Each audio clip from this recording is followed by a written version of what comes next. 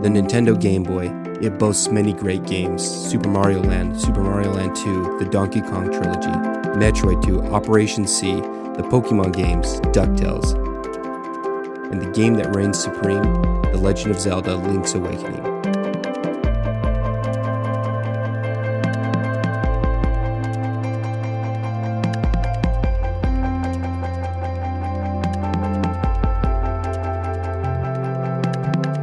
It has great pacing, puzzles, and is oozing with charm.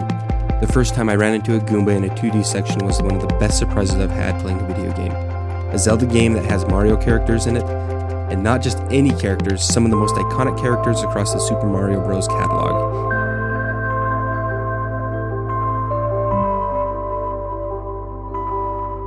Even the boos make an appearance. There's also a huge difference in this game that is a major departure from other games in the series. It doesn't take place in Hyrule, it's set on Koholint Island.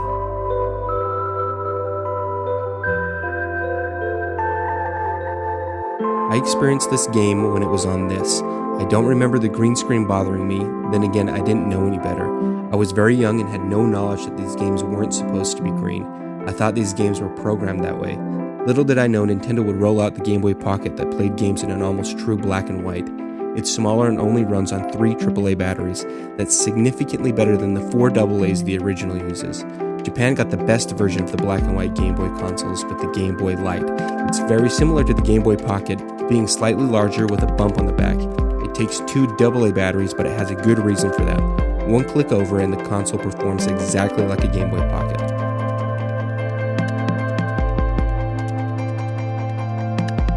Another click turns on the light. It looks grainy in the footage, but I assure you it looks very pleasing in person. It's not super bright, but it is nice to look at. Definitely the definitive way to play original Game Boy titles on any of the early black and white Game Boys. Link's Awakening looks superb on this. The Game Boy would phase change in 1998 with the release of the Game Boy Color. With this revision, Link's Awakening would be given a new life with the release of the DX version. It has a black cartridge that can be played on any Game Boy system. Being able to play this game in color versus black and white really did enhance the game. It brought extra life to each area you would go. It's true you could play the original version in a Game Boy Color and it would add a color to it, but it really wasn't the same. It was better, but the DX version was made specifically in color. The game really comes alive. The Game Boy would further evolve into the Game Boy Advance line, including the SP models. The GBA SP101 console is the absolute best way to play this game on a Game Boy system. That holds true to any Game Boy game. If it's not possible to find a 101 system, playing it on a 001 console is pretty good. In fact, playing this on any Game Boy is perfectly fine. There's one more re-release I haven't mentioned. In early June 2011, Link's Awakening was released on the 3DS Virtual Console. This is a very easy way to get your hands on the game. It plays very well and only costs $6. If you have a 3DS or a 2DS and you haven't played this game, do yourself a favor and get it. This game is a steal at $6. This version looks really good on a 3DS. This is the way I prefer to play it.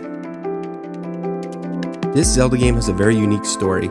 Opposed to what we traditionally think of a Zelda storyline, Link's Awakening takes a different approach. There isn't a princess that needs to be rescued. In fact, Princess Zelda doesn't appear in the game at all, though Peach for Mario does. The game starts with a cutscene showing Link navigate a boat through a storm. He has the misfortune of having his vessel struck by lightning, which causes him to go overboard.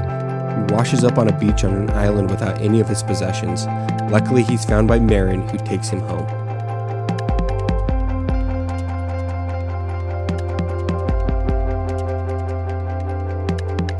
As Link starts to familiarize himself with the island, we discover that it's also home to various monsters.